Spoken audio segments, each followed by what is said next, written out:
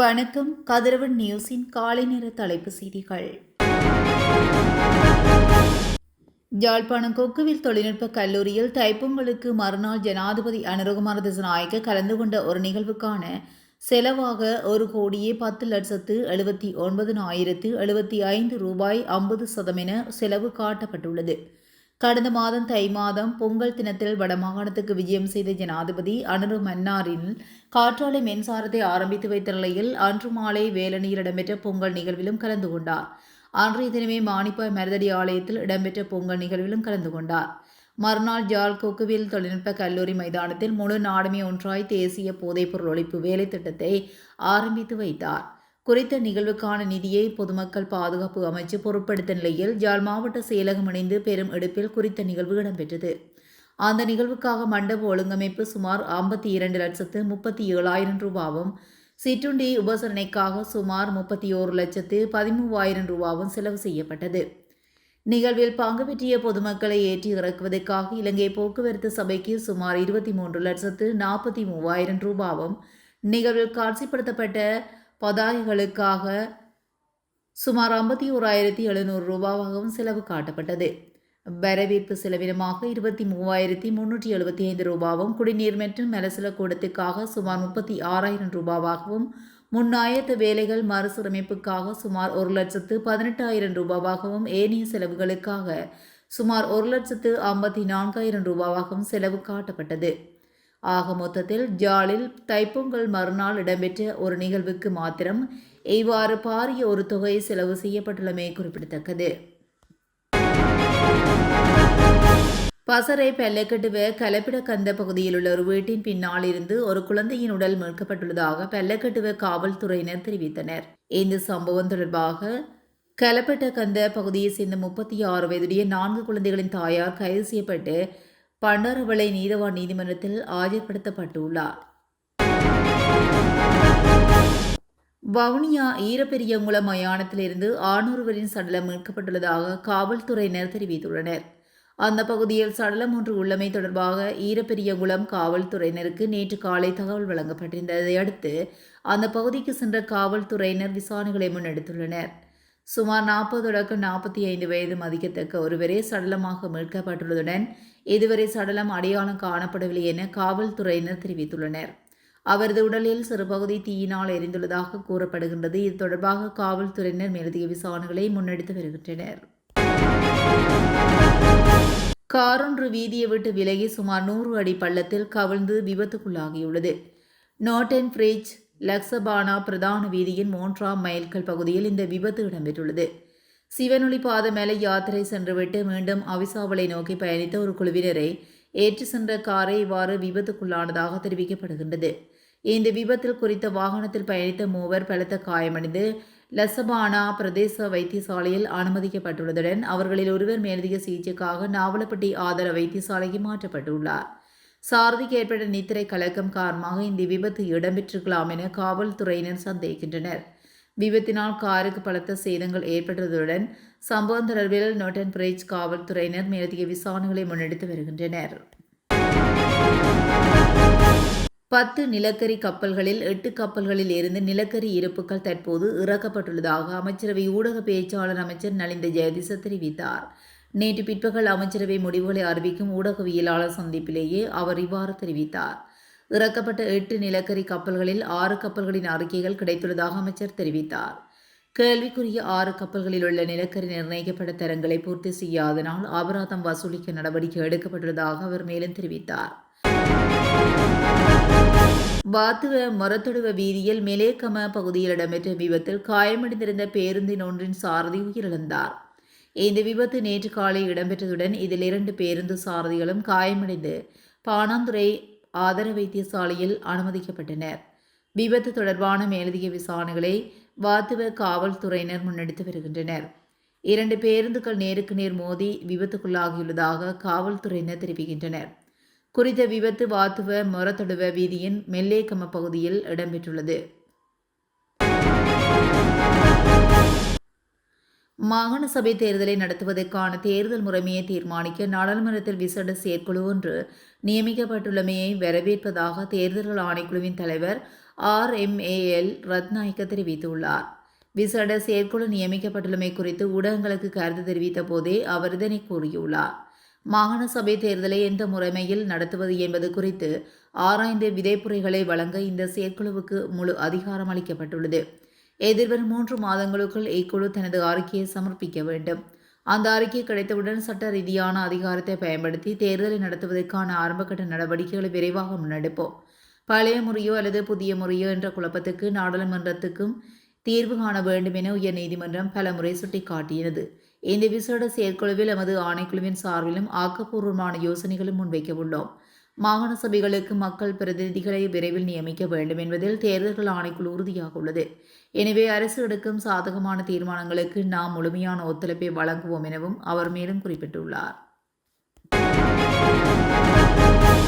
இலங்கையில் இந்த வருடத்தின் முதல் 2 மாதங்களுக்குள் 12,000க்கும் மேற்பட்டோர் டெங்கு நோயினால் பாதிக்கப்பட்டுள்ளதாக தேசிய டெங்கு ஒழிப்பு பிரிவு உத்தியோகபூர்வமாக அறிவித்துள்ளது. ஜனவரி மாதம் முதல் இன்று வரை நாடு முழுவதும் 12,165 டெங்கு நோயாளர்கள் அடையாளம் காணப்பட்டுள்ளனர். நாட்டின் ஏனைய மாவட்டங்களை விட கொழும்பு மாவட்டத்திலேயே அதிகளவான நோயாளர்கள் பதிவாகியுள்ளனர். இதனைத் தொடர்ந்து மாத்தறை, காலி மற்றும் கண்டி ஆகிய மாவட்டங்களிலும் டெங்கு நோய் பரவல் தீவிரமடைந்துள்ளதை கண்டறியப்பட்டுள்ளது. கொழும்பு மாநகர சபைக்குட்பட்ட பகுதிகளில் நோயாளர்களின் எண்ணிக்கை அதிகரித்து வருவதை கருத்தில் கொண்டு அதனை தடுப்பதற்கான விசேட வேலை திட்டம் ஒன்று அறிவிக்கப்பட்டுள்ளது. அதன்படி அடுத்த 3 நாட்களுக்கு இந்த டெங்கு ஒழிப்பு திட்டம் முன்னெடுக்கப்பட உள்ளதாகவும் சுகாதார அதிகாரிகள் மற்றும் மாநகர சபை பணிப்பாளர் வீடு வீடாக சென்று பரிசோதனைகளை மேற்கொள்ள உள்ளதுடன் நுழம்பு பெருகும் இடங்களை அளிப்பதற்கும் அறிவுறுத்தல்களை வழங்க உள்ளனர். டெங்கு பரவலை கட்டுப்படுத்த தங்கள் வீடுகள் மற்றும் சூழலை தூய்மையாக வைத்திருக்குமாறும் நீர் தேங்கி நிற்கும் இடங்களை அகற்றுமாறும் சுகாதார திணைக்களம் பொதுமக்களை கேட்டுக்கொண்டுள்ளது. காய்ச்சல் அறிகுறி தென்பட்டால் உடனடியாக வைத்திய ஆலோசனையை பெறுமாறு அறிவுறுத்தப்பட்டுள்ளது.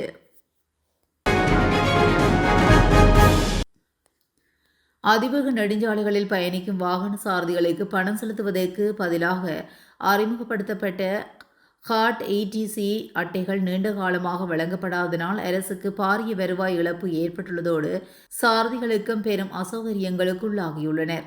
இந்த அட்டைகள் வீதி அபிவிருத்தி அதிகார சபையால் அறிமுகப்படுத்தப்பட்டு அதிவேக நெடுஞ்சாலைகளில் பயணிக்கும் வாகனங்கள் காசு செலுத்தாமல் ரீலோட் செய்யக்கூடிய ETC அட்டையை இயந்திரத்தில் வைத்து கட்டணம் செலுத்தி தாமதமின்றி நுழைந்து வெளியேற முடியும். இந்த அட்டைகள் நீண்ட காலமாக வழங்கப்படாதனால் சிரமத்துக்கு உள்ளாகியுள்ளவர்களை கருத்தில் கொண்டு அவற்றை விரைவாக மீண்டும் வழங்குமாறு கோரிக்கை விடுக்கப்பட்டுள்ளது. சமையல் எரிவாயு கொள்கலன்கள் தொடர்பாக நுகர்வோர் விவகார அதிகார சபை நாடளாவிய ரீதியில் சோதனைகளை மேற்கொண்டு வருவதாக அறிவிக்கப்பட்டுள்ளது. சில வர்த்தகர்கள் அதிக விலைக்கு விற்பனை செய்யும் நோக்கில் சமையல் எரிவாயு கொள்கலன்களை பதுக்கி வைத்திருப்பதாக கிடைத்துள்ள முறைப்பாடுகளை அடுத்து இந்த நடவடிக்கை எடுக்கப்பட்டுள்ளது. எரிவாயுவை பதுக்கும் வர்த்தகர்களை கண்டறியும் பணிகள் தீவிரப்படுத்தப்பட்டுள்ளதாக நுகர்வோர் விவகார அதிகார சபை தெரிவித்துள்ளது. லெட்ரோ மற்றும் லேப்ஸ் ஆகிய 2 வகையான சமையல் எரிவாயு கொள்கலன்களுக்கும் நாடு முழுவதும் பாரிய தட்டுப்பாடு நிலவுவதாக தெரிவிக்கப்படுகிறது. அதேவேளை கடந்த 2 வாரங்களாக சமையல் எரிவாயு கிடைக்காதனால் பல பகுதிகளில் உள்ள உணவகங்களும் மூடப்படும் அபாயத்தில் உள்ளதாக கூறப்படுகிறது. யாழ்ப்பாணத்தில் இராணுவத்தினரின் உணவகங்களில் பொதுமக்களுக்கு வியாபாரம் செய்ய முற்றாக தடை செய்யப்பட்டு தீர்மானம் நிறைவேற்றப்பட்டுள்ளது. யாழ்ப்பாணம் பருத்தித்துறை பிரதேச சபையின் 10வது அமர்வு பருத்தித்துறை பிரதேச சபை தவிசாளர் யுகதீஷ் தலைமையில் செவ்வாய்க்கிழமை இடம்பெற்றது. அமர்வில் பருத்தித்துறை பிரதேச சபையின் 9ஆம் வட்டார உறுப்பினர் குறிஞ்சி குமரன் பருத்தித்துறை பிரதேச சபை எல்லைக்குள் உட்பட்ட இராணுவ உணவகங்களில் பொது மக்களுக்கு வியாபாரம் செய்வது முற்றாக தடை செய்யப்பட வேண்டும் என பிரேரணையை கொண்டு வந்தார். அந்த பிரேரணைக்கு தேசிய மக்கள் சக்தி உறுப்பினர் 4 பேர் உட்பட சபை அமர்வில் பங்கு கொண்ட அனைத்து உறுப்பினர்களாலும் ஏகமனதாக ஏற்றுக்கொள்ளப்பட்டது. இராணுவ உணவகங்களில் இராணுவ வீரர்களுக்கு மாத்திரமே வியாபார நடவடிக்கைகள் இடம்பெற வேண்டும் என்ற நோக்கிலேயே இந்த பிரேரணை கொண்டு வரப்பட்டதாக தெரிவிக்கப்பட்டுள்ளது. இலங்கைக்கு வடகிழக்கே மத்திய வங்கக்கடல் பகுதியில் பயணிக்கும் மீனவர்கள் மற்றும் கடல்சார் சமூகத்தினர் அவதானத்துடன் இருக்குமாறு அறிவுறுத்தப்பட்டுள்ளனர். வளிமண்டலவிய திணைக்களம் நேற்று 2 மணியளவில் இந்த எச்சரிக்கை அறிவித்தல் ஒன்றை வெளியிட்டு இதனை தெரிவித்துள்ளது. இலங்கைக்கு வடகிழக்கு மத்திய வங்கக்கடல் பகுதியில் நிலை கொண்டுள்ள குறைந்த அழுத்த பிரதேச கிழக்கு நோக்கி நகர்ந்து 24 மணித்தியாலங்களுக்குள் மேலும் வலுவிழக்கும் என குறிப்பிடப்பட்டுள்ளது. இந்த தொகுதிகள் தாக்கம் காரணமாக வரைபடத்தில் அடையாளப்படுத்தப்பட்டுள்ள கடல் பகுதிகளில் பலத்த மழை அல்லது இடியுடன் கூடிய மழை பெய்வதுடன் மணிக்கு 50-60 கிலோமீட்டர் வேகத்தில் பலத்த காற்று வீசக்கூடும் எனவும் அதுடன் கடல் கொந்தளிப்பாக காணப்படும் என்பதனால் கடல்சார் சமூகத்தினர் அவதானத்துடன் இருக்குமாறும் தெரிவிக்கப்பட்டுள்ளது. இலங்கையில் விசா விதிகளை மீறி தங்கியிருந்து இணையதளம் ஊடாக பாரியளவிலான பிரமிட் நிதி மோசடியில் ஈடுபட்ட 16 சீன நாட்டவர்கள் கைது செய்யப்பட்டுள்ளதாக கர்வாத்தோட்ட காவல்துறையினர் தெரிவித்துள்ளனர். கொழும்பு ஜாவத்தை வீதி மற்றும் டொன் ஹெரோலிஸ் வீதி ஆகிய பகுதிகளில் தங்கியிருந்து மோசடியில் ஈடுபட்ட சீனர்களே இவ்வாறு கைதாகியுள்ளனர். கைது செய்யப்பட்ட சீன நாட்டவர்கள் 23 முதல் 40 வயதுக்கு இடைப்பட்டவர்கள் என ஆரம்பகட்ட விசாரணைகளில் தெரியவந்துள்ளது. கருவாத்தோட்டம் காவல்துறை நிலைய பொறுப்பதிகாரி கிடைத்த ரகசிய தகவலின் அடிப்படையில் மேற்கொள்ளப்பட்ட சோதனையின் போது இவர்கள் கைது செய்யப்பட்டுள்ளனர். குறைந்த வருமானம் கொண்ட குடும்பங்களுக்கு மகிழ்ச்சி தகவல். வீடமைப்பு வசதிகளை மேம்படுத்தி குறைந்த வருமான குடும்பங்களின் வாழ்க்கை தரத்தை உயர்த்தும் நோக்கில் வீட்டு வசதி மேம்பாட்டு திட்டத்தின் கீழ் மொத்தமாக 31,000 வீடுகள் நிர்மாணிக்கப்பட உள்ளன. இதுகுறித்து வீடமைப்பு நிர்மாணம் மற்றும் நீர்வளங்கள் அமைச்சர் SM சுனில் ரணசிங்க தெரிவித்துள்ளதாவது, இந்த திட்டத்தில் 6 அமைச்சுக்கள் இணைந்து செயல்படுகின்றன. இதில் 25,000 வீடுகள் குறைந்த வருமான குடும்பங்களை இலக்காக கொண்டு நேரடி உதவி திட்டத்தின் கீழ் கட்டப்பட உள்ளன. இந்த வீட்டு உதவி திட்டத்தின் கீழ் 10,000 குடும்பங்களுக்கு ஆதரவு வழங்க 10 பில்லியன் ஒதுக்கீடு செய்யப்பட்டுள்ளதாகவும் தேர்ந்தெடுக்கப்படும் ஒவ்வொரு குடும்பத்துக்கும் வீடு நிர்மாணிக்க 10 லட்சம் ரூபாய் வழங்கப்படும் என்றும் அமைச்சர் குறிப்பிட்டுள்ளார். இந்த திட்டம் ஜனவரி 16 யாழ்ப்பாணத்தில் ஜனாதிபதியின் தலைமையில் ஆரம்பிக்கப்பட்டதை அடுத்து இதன் 2ஆம் கட்டம் ஜனவரி 28 அன்று காலையில் பிரதமரின் பங்கேற்புடன் தொடங்கப்பட்டது. இந்த நிலையில் பிப்ரவரி 25 13 மாவட்டங்களில் 1,500 குடும்பங்களுக்கு மொத்தமாக 1.5 பில்லியன் நிதி வழங்கப்பட்டு 1,500 வீடுகள் நிர்மாணிக்க உதவி செய்யப்படும் என அதிகாரிகள் தெரிவித்துள்ளனர்.